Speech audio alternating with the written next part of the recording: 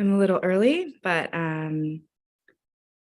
just wanted to make sure that all was running well. So hello. Welcome in once you arrive. Feel free to ask any questions. Probably the best way to do that would be either to raise your hand, type it in the chat, or ask a Q&A. So any of those options will work. I will be referencing some notes to my left, probably your right. So if you see me looking that direction, that's why. I'll make mention of that again once we get started, but hopefully we have more participants, and even if we don't have a ton today, I'll make sure that I post it live, so that you can get access to it, the recording. All right, and I've told my children to be quiet, but we'll see what happens.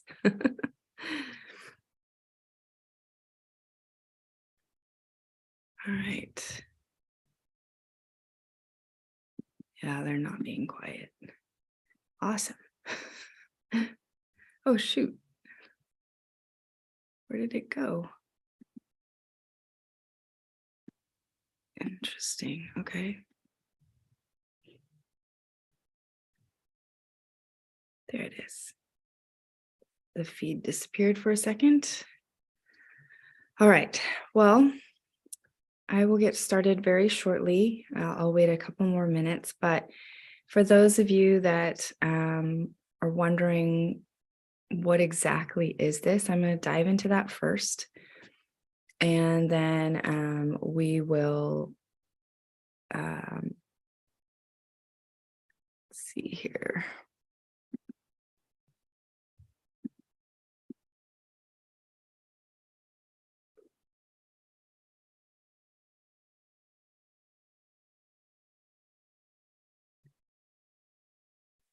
Yeah, we will dive in. All right.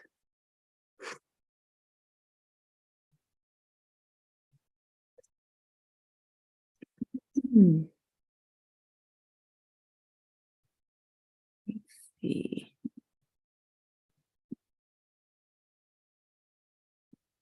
Where does it keep going? It keeps disappearing. It's crazy. I'm running this new webinar type thing, and I feel like it just keeps, it's not doing what I expect it to do. All right. But I see myself now. I'm good now.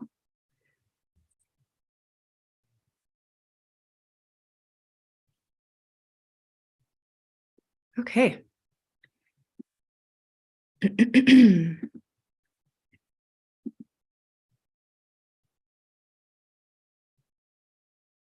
All right, I'm going to get started, and I'm going to go ahead and share my screen so that you guys can see. And I'm going to remove my jacket because I am warming up. Excuse me while I do so and hit my Christmas tree. All right. Metafire challenge. It's actually the Metafire method, but this right here is kind of something that is near and dear to my heart, because I myself have experienced, weight loss challenge. COVID hit, and it was crazy, the amount of food and things that were available and the lack of movement. That combination just allowed for pounds to pack on. And I know I'm not alone in that. I've heard this over and over and over again. So yeah, I as a personal trainer and fitness instructor have been also struggling and trying to lose really stubborn weight and I'm almost there, but I've been researching and rabid about trying to figure out how can we overcome this. And because it's something that we have either dealt with because of COVID or even prior to that, and also age can be a huge factor, as it says right here, that you can start to slow your metabolism down as early as 25, which is really unfortunate, but true. And so I'm here to help us figure out, how can we overcome this? How can we overcome the struggle? Because you would think I would have figured it out by now, and I'm on my way there.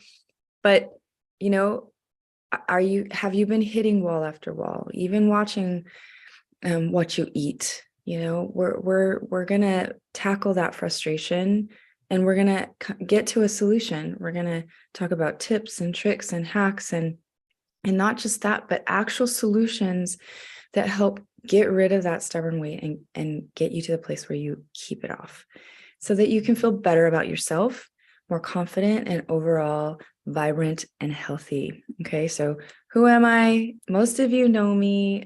If you do not know me, my name is Amy Paul, and my passion is to help people get holistically healthy. I want them completely healthy, mind, body, soul, spirit. I want you to experience health in every quadrant of your life. We are multifaceted individuals. There is probably oftentimes the solution that's given is only tackling one area of your life, and that's short-sighted. It's not going to get you the results ultimately long-term and sustainable. So here it is. What is Metafire? I love my acronyms, and this is no joke of an acronym. It is mentality and energy training for the ability to foster and ignite revolutionary effectiveness for your metabolism. So I know that's a mouthful, but there's reason behind all of those words. And we start with mentality. Okay. Mindset is huge. And I know you probably already are thinking, yeah, I know that. I know that having a mindset that is stuck or fixed will not get you places. It actually can be detrimental. But this is actually deeper than I think we even realize often. So, we're going to talk about tonight mentality and energy specifically. And then we might dive a little bit into nutrition, but tonight is about your mind and your energy. Okay. So how can we create winning habits and solutions that are realistic, sustainable, achievable, so that you can move ahead and stop making poor choices, right? Because that's a big part of this. So mentality and energy. When we don't have the energy we need, it is really hard to accomplish our goals. It is really, really hard. If you can't, muster whatever you think you need for anything, really, truly, for your family, for your work, for your friends, for yourself, it's a little defeating, a lot defeating, actually. So we're going to talk about how can we garner the energy that we need in order to actually raise our metabolism. There's a lot of things that come into play that affect your energy. So mentality and energy training, and we're not going to go into all of this tonight, but I want you to see what is to come. So we're going to focus on brain, and what that means is your neural pathways and the different things, the science behind how you can actually change how you think, how you respond. Even if you've had trauma, you can overcome those things through neural pathway changes. And there's multiple ways of doing so. We have, of course, we're going to talk about strength and what that means to your metabolism, and cardio, how cardio is tough. It's like this mystery that everyone is constantly trying to solve. And we're going to talk about what are the best ways. And we're also going to talk about how one size does not fit all for any of this. Okay.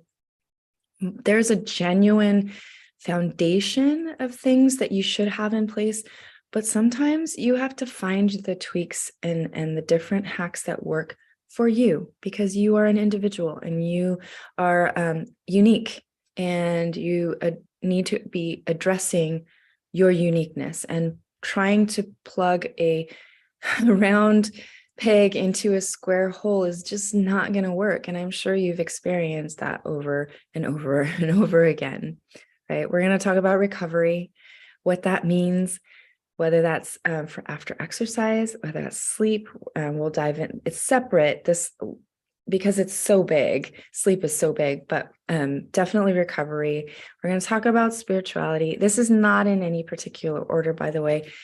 Spirituality and what that means. I know that many of you may be thinking, oh, well, how does this play a part? Well, if you're not feeling fulfilled as a person, and you aren't, and you're stressed, and you're not finding outlets of creativity, or expressing yourself and giving back to the world, then it does affect your metabolism, the long and short of it, right? So training, and then there's another page of training, because there's a lot of things that go into your metabolism. Okay. So stress, cortisol levels, huge, really huge. It plays a huge role in how you metabolize. We're going to talk about hormones. Cortisol, stress hormone, is one of those as well, right? But there are other hormones, hormones that make you feel full, or hormones that get you hungry. We're going to talk about medications and how that can affect your metabolism, and which ones are most detrimental, and how you can combat or kind of take hacks that will help you not necessarily give up your medications, but actually doing things that will assist you so that you can still gain results and a better metabolism, even though you're on medications. We're going to talk about breath and how important that is as well. It's huge, another huge one.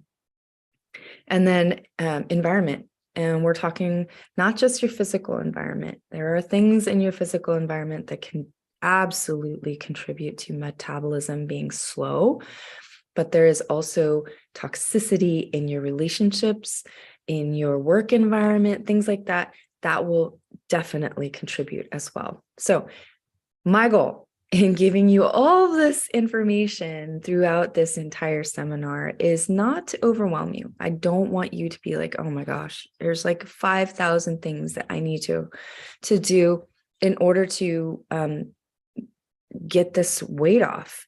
That's not the point of this. It's just the opposite. I want you to understand that it's more complicated than we initially think.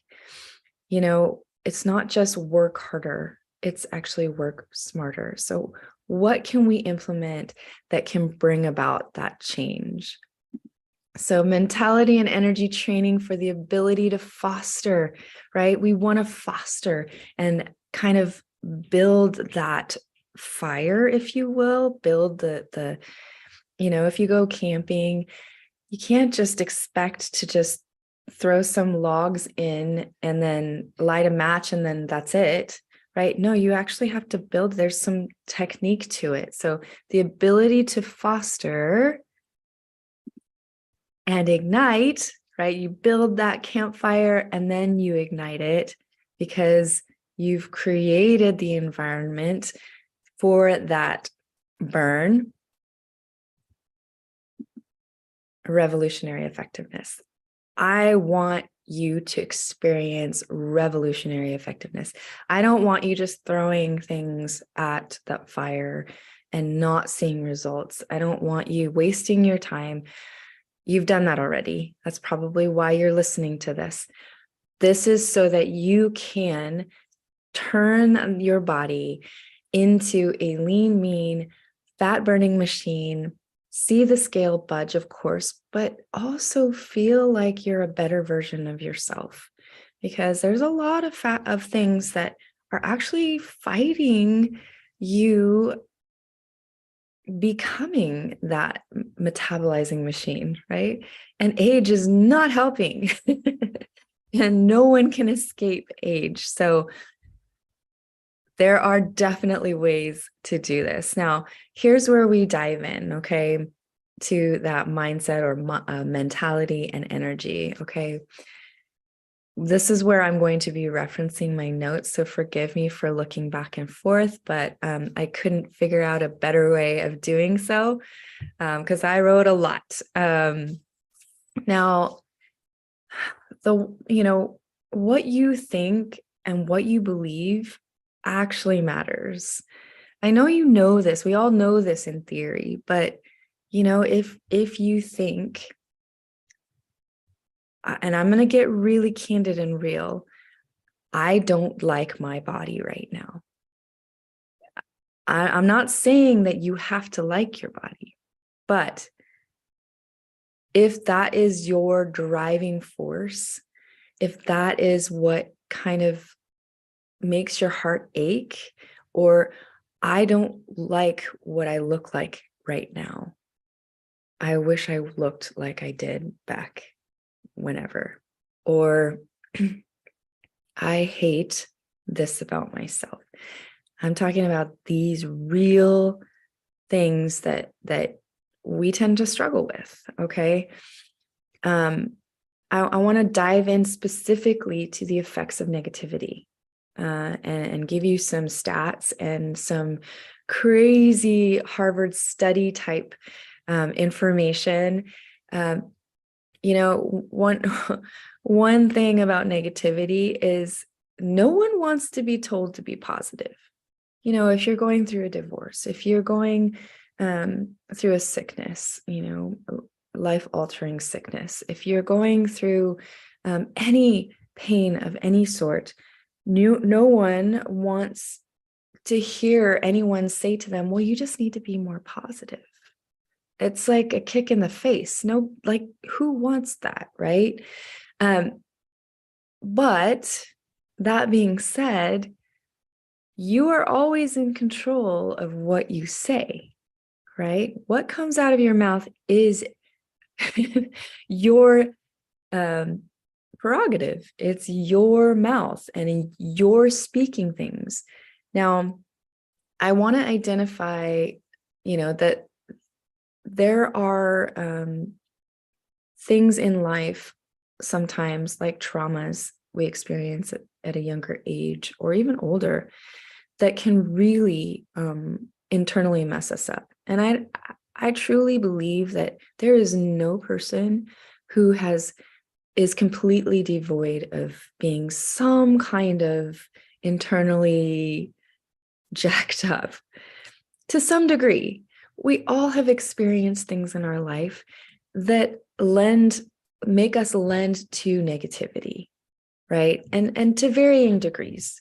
Not everyone has intense trauma like abuse or something like that, but not everyone is free of different traumatic experiences in their lives, right? We all go through things. Life brings it our way. It is unavoidable and guaranteed.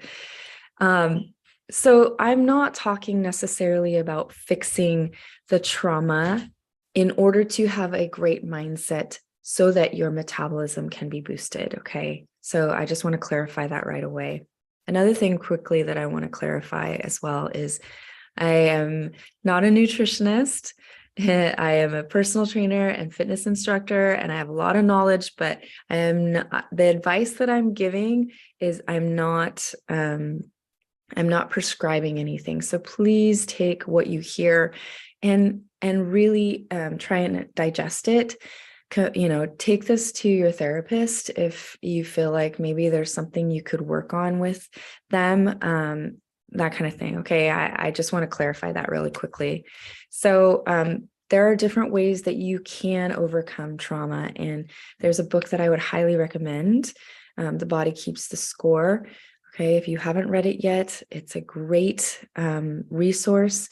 It's a little tough at the beginning to plow through, but once you get through, the middle is just packed with amazing content. So if you are someone who has experienced trauma or know someone who has experienced trauma, read the book. It is fantastic. It's really, really good. And it delves into different ways that you can actually find freedom through movement, through their different types of therapy. And often it's actually like involves some kind of movement. That's why it's called Body Keeps the Score, so that you can overcome trauma, past trauma in your life. But all of that being said, I want to dive into this negativity, because negativity is 10 times more powerful than positivity, okay? And it's 10 times more powerful than just thinking it. So if you say it out loud, it is 10 times more powerful. Isn't that crazy? And so this Harvard study came out, and it said that it was 4 to 7 times more powerful. Sorry, I said 10 times. It's 10 times more powerful if you say it, okay? If you say that negative thing, and it's 4 to 7 times more powerful than positivity. Forgive me for messing that up, even though I wrote it out perfectly. So if you complain or you express negative words, it's 40 to 70 times more likely to happen because you give that thing power by saying it out loud. So if you keep it in your head, I'm not saying that that's the best. You can address that though with what I was just talking about through trauma, like therapy, and trying to work that out. That is possible. You can get to a place of healing. But if you say it out loud, the power that lies in those words, it's like you're weaponizing yourself against yourself, and you subconsciously believe and you make it so. And there's countless examples of this,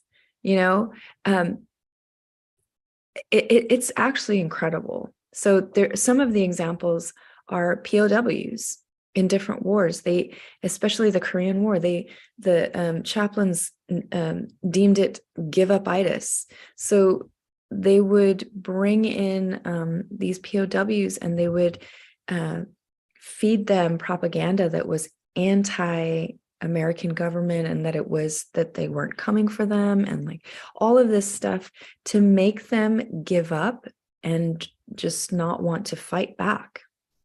And it worked.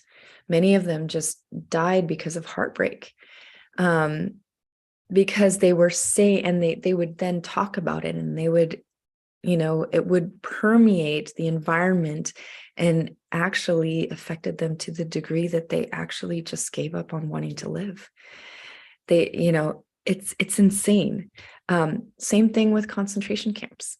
Viktor Frankl's Man's Search for Meaning, he would talk about how he could see in the eyes of those being brought in whether they were going to survive or not, because of this look of negativity on their faces. And within 72 hours, those who had that negative vibe, they would pass away. So this is serious business. It's not a light subject. And the reason I'm addressing it is because we tend to obviously have negative thoughts, right? And we do need to address that through meditation. And we'll talk about that a little bit more in spirituality. But if we say it, if we say it out loud, especially, it's detrimental. So if there is one thing that I can ask you to do, and you don't do anything else, this one is, I think, one of the biggest. It is stop saying negative things about yourself or your environment or your circumstances out loud. You can think it, It's not the best, but stop saying it because it actually impacts you significantly. Okay. Another story, young man, really poor performance in school. He went to go take the SAT. He actually gets a 1480 on it. Results come back and he's thinking, what the heck? Even his mom was like, did you cheat? He said, no, I couldn't. I tried, but I couldn't. The way that they structure the test, I couldn't cheat. And then because he got that score, it made him think, well, if I'm not smart, then maybe I should apply myself, because he would skip class and he wouldn't he wouldn't be involved. So he began to show up.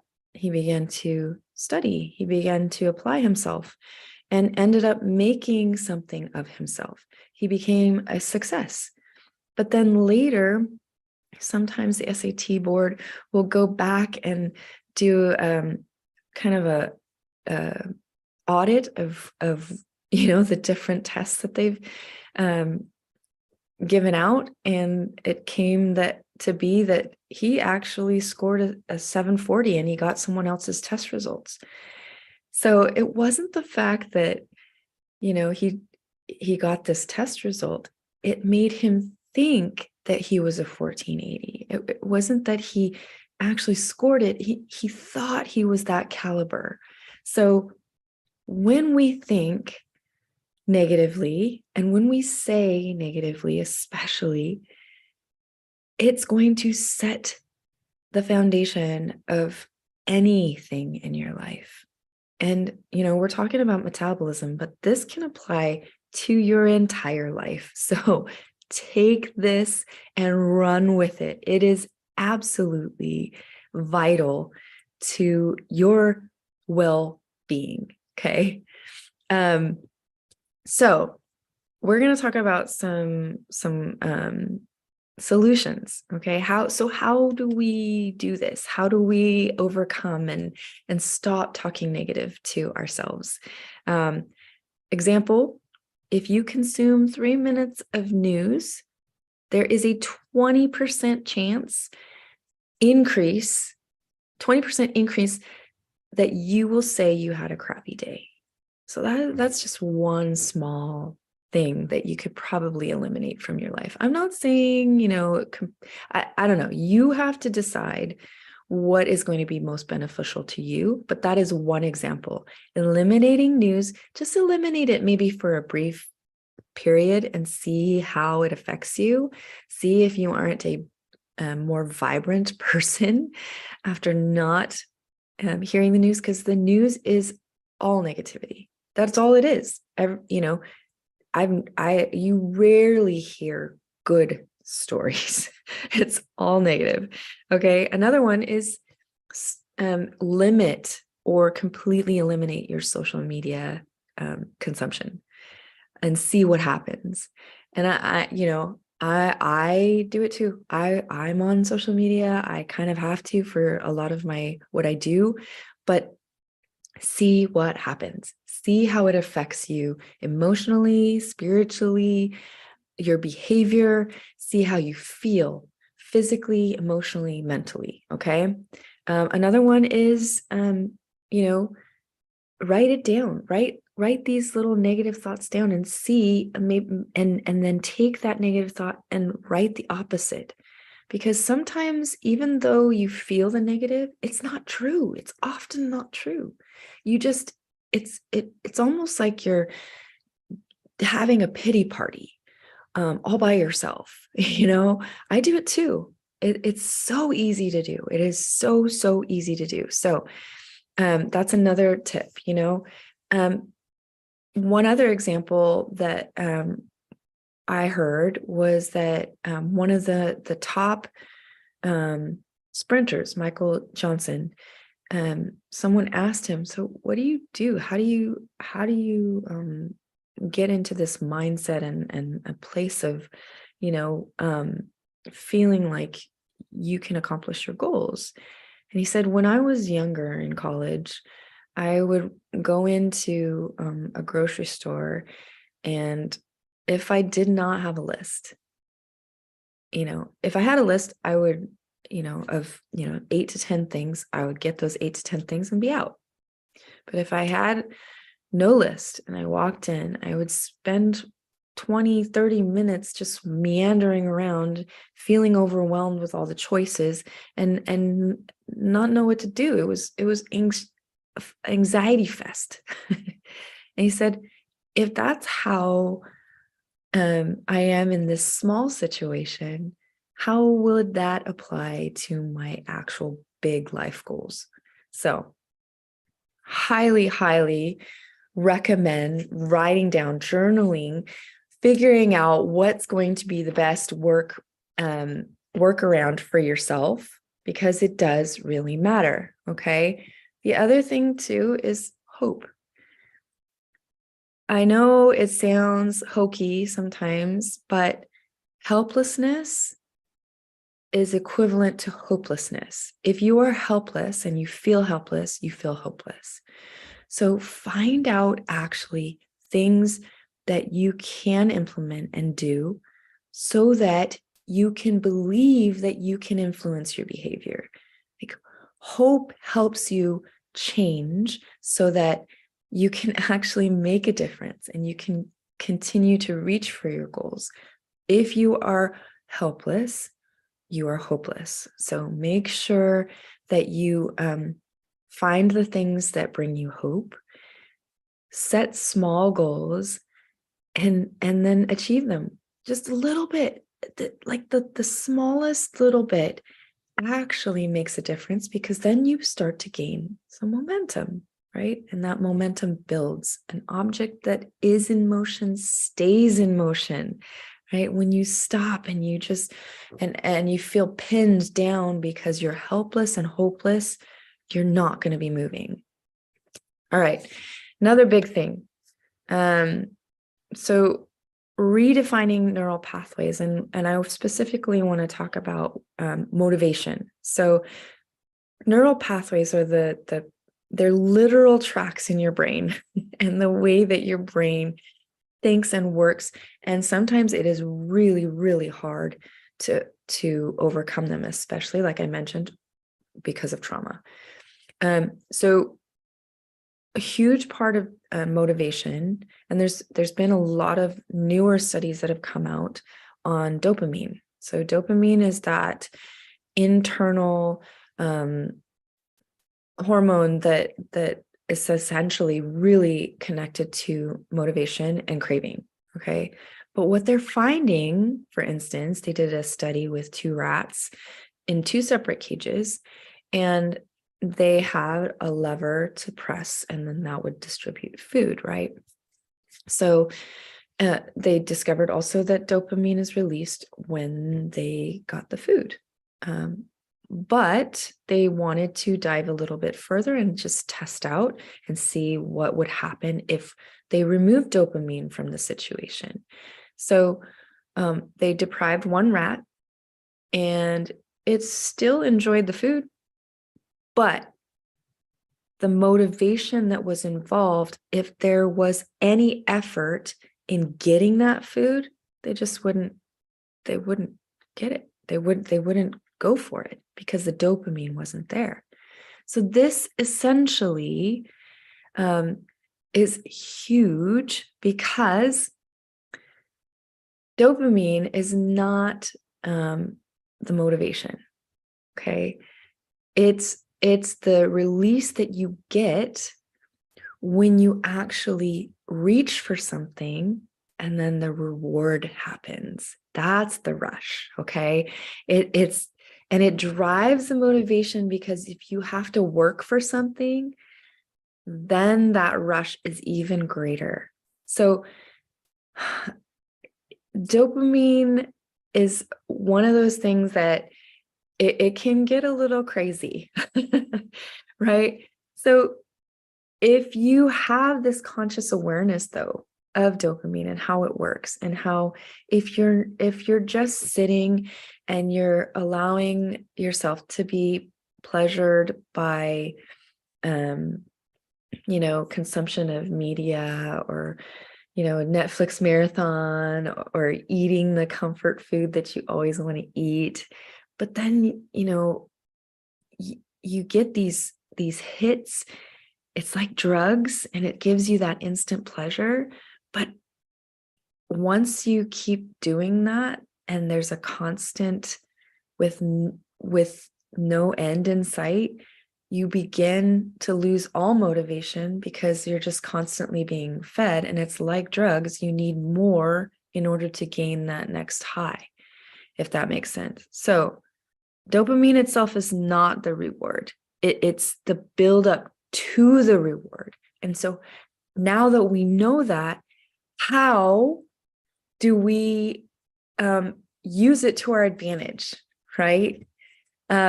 So because if you're loading on pleasures, why would you ever pursue anything? Like, your body's saying, this is good. I'm good.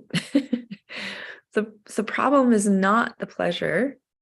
It's pleasure experienced without prior requirement for pursuit. And it is awful. That right there is awful. If you don't have to work for something, it's bad for you. It is bad. And so we need to create internal buffers for ourselves, so that, it's not that pleasure is bad. It's that we need to create an environment where, when we work for something, then the dopamine is released, right? So pleasure experienced after hard work is the way to go. So if you can put into practice depriving yourself in the moment so that you can reap a reward, if you can do small things like that, it's going to be huge. If you can say, for instance, meal prep for one day, and then at the end of that one day, and I'm not talking like you splurge and completely destroy everything that you just did, but you create a reward for yourself. And it doesn't even have to be food. If you do that kind of thing, and you set up habits where there are actual correlations to, I did this, I deprived myself of this so that I could get this, that right there is huge. And that is going to be motivating. Okay. For instance, if you have someone who is born with a silver spoon and they just get everything handed to them on a platter, they tend to be unmotivated to do anything. I mean, that's typical, right? And it's because they haven't, in contrast to someone who has had to work their butt off to get to where they are. There's a difference in motivation and passion, and I don't know, kind of I picture the person who's had to work really hard as someone who's full of life, right? Instead of this blah. So the amount of pain you experience is directly related to how much pleasure you experience. Hello. Example, and I'll end with this. So ice bath, for instance, the dopamine release was 250% above baseline for 2.5 hours. What? Right? And maybe you're thinking, well, okay, maybe it was just that they, the rush of doing it. No, it was the pain. The pain of doing it was what reaped that dopamine rush in the end. So the more pain, the more friction, the more dopamine. The pursuit is the reward. And when you begin to implement this in your life and you do it step by step, it becomes infinite. You become infinite in your reach. It's not that pleasure, and then crash. It's this hit the pain, but then you hit the peak. You hit the pain and then you hit the peak. You continue on that journey over and over and over again because you've discovered the keys to dopamine. Cool? All right. now I hope that this is helpful to you. Now we're going to move into energy. So what is your energy like, right? Different times of the day, do you crash? This one's a big one too, right? Because if you don't have energy, you're not going to want to do the things that you need to do in order to not just survive, but thrive, right? We need that. So mitochondria. Mitochondria are the powerhouses within each cell, okay? And they're the producing engines of ATP. ATP is essentially the energy system that your body uses. Okay. And food is highly involved in that. We're going to dive a little bit into nutrition before we end. But your mitochondria need certain things in order to thrive, survive, live longer. And as we age, your mitochondria are depleted. So one thing that I have personally take that assists in mitochondrial kind of upkeep is NMN. It's hard to say. And I will give you the specifics of that when I send this link out. I will list some of the supplementation. But that, and then opposing days of resveratrol, and you probably heard that. It's the anti-aging supplement that is found in wine and all that. So if you can alternate those two, hugely beneficial to your mitochondria. So there is that to help with your energy. But the biggest thing is sleep. Okay. And we will dive into the ins and outs of sleep a little bit further in that recovery section. But lack of sleep, it basically increases your cortisol, which makes you hold on to fat, ultimately, and your inflammation. So unless you're going to sleep at the same time every day, and you're getting up at the same time every day, and you're allowing your body's clock to do its thing, it like waking up, like, have you ever just woken up? Like if you got to sleep in on a weekend, say for instance, and you had no alarm set and you just got to wake up, how good did that feel, right? That right there is your internal alarm clock going off, and it is happening after you've completed several cycles of sleep. Each cycle is an average of 90 minutes, but it really is unique to each person. So it could be give or take some. And there's a couple other things that are super helpful. Just off the bat, no exercising about 2 hours before you go to bed. Take your caffeine earlier in the day. With it, like, don't drink any right before 8 hours of before your bedtime. So if you go to bed at 9, don't drink any caffeine 8 hours prior to that, right? So also alcohol, it diminishes the quality of your sleep, and it interrupts your cycle. And because it loosens the vocal cords and your whole esophageal area, you're more prone to snore, which then can wake you up. So all of these things can play into not just the amount of sleep, but the quality of your sleep. Another one, inactivity. So even though you think, well, I don't have energy to exercise, well, actually, if you begin to exercise, even in small amounts, even a walk, it's going to increase your baseline of energy. So if you have fewer mitochondria and ATP, in which produce that ATP, and you have weaker muscles because you're not working out. It's an inefficient use of your energy. And so routine exercise is best. Now, what that looks like for you, I'm not going to determine because everybody's unique. And sometimes even low impact exercise is more beneficial for some people. Some people really like high intensity for shorter bursts.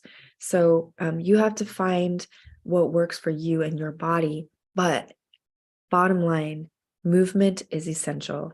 So even if you are not doing a workout, get out, do some kind of walking, do something that is an expression of movement. Okay. Chronic stress can also affect your energy. If you are constantly feeling under the gun and you do not have a way to decompress or depressurize, it's going to increase your cortisol, and you're going to hang on to weight. It just is what it is. It's not good.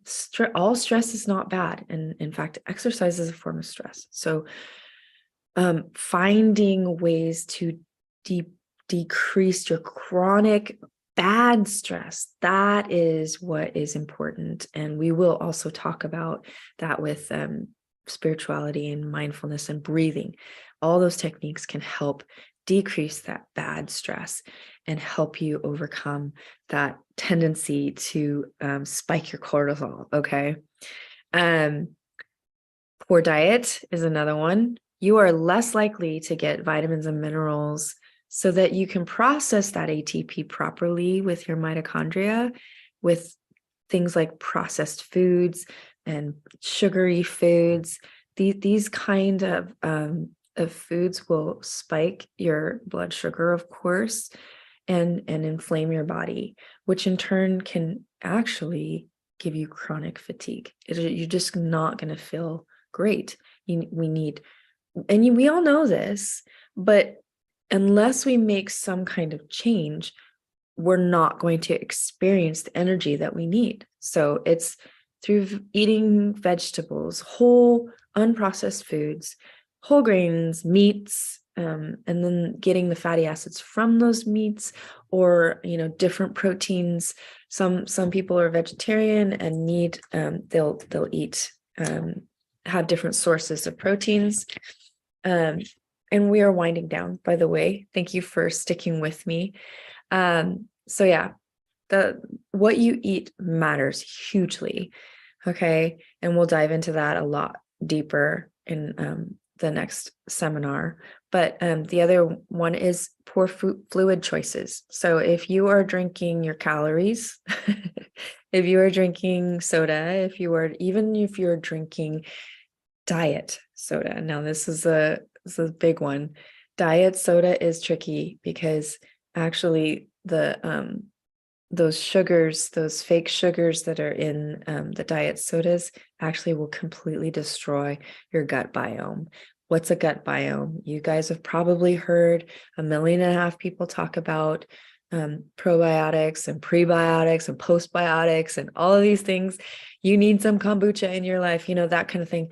It actually really does matter. And if you are addicted to diet soda, it will totally destroy the healthy part of your gut. Now, you may have heard me say this before if you're on my bandwagon, but your gut is essentially your second brain. And you have just as many, if not more, neurons that line your entire digestive system as your brain. So it really does matter. And if you destroy that biome, that little world, or you do things that will sabotage it, it will affect your energy. It will affect your metabolism. So how can you get the best environment within the body so that you can live the healthiest life possible? That's what we're looking to accomplish. Okay.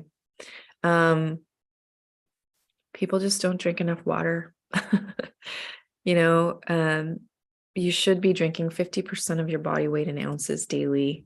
And if you exercise, probably a little bit more.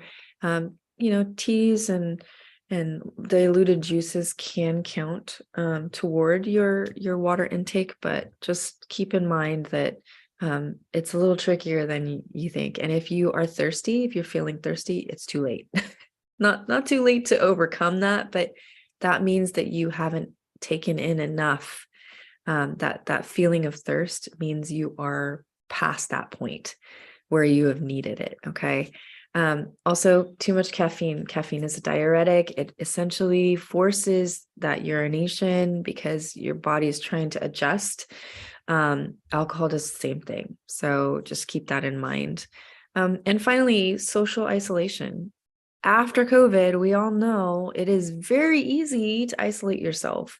And we're not talking social media.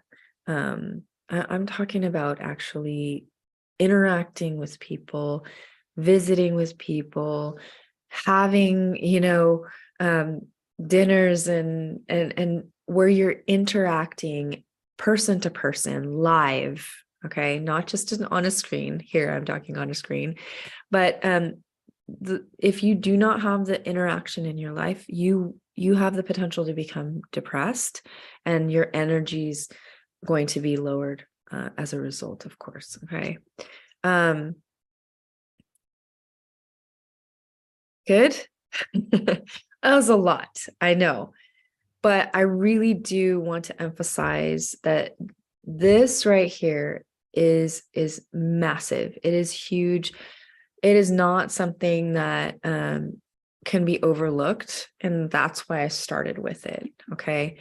I really do hope that you can join for or watch recorded the next few seminars that I have.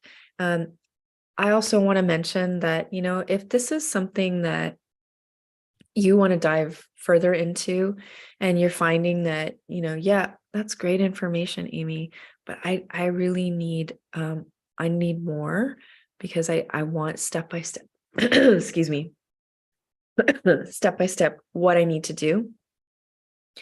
I have a program, okay, that you can purchase. And I am going to be giving a discount to those who want to participate. And I'll give that information at the last seminar. If you do feel like this is something that could really help you, I wanted to give this free seminar to just let you know, excuse me, oh my goodness, that there are things that you can implement right now. My tea. That can help you on your journey. And if you even if you implement those things and you're still hitting a wall, and even after we go through all of the other trainings and talking about the different things that I presented earlier, and you still feel like you're hitting that wall, I'm certainly open to helping you, because I really, really, really, truly want to see everyone living in freedom from not just like having stubborn weight, of course, excuse me, because that just makes you feel poor about yourself, but having freedom to not feel the way that we feel about ourselves when we shouldn't have to, right? And I'm not trying to do this so that we all live in delusion. No, this is about being completely whole and healthy. And that's what I want for you. I want for myself, and I want for my family. So yes, please come back for the next one. Hopefully I can get more people live and involved. And I really appreciate you guys coming, and I hope you have a wonderful rest of your night. Thank you for being here. I'm going to sign off just a little bit early. I had allotted an hour, but if you have any questions or concerns, please feel free to reach out to me. I'm more than happy to help you out or answer any questions that you have. Thank you so much. Have a great night. Bye.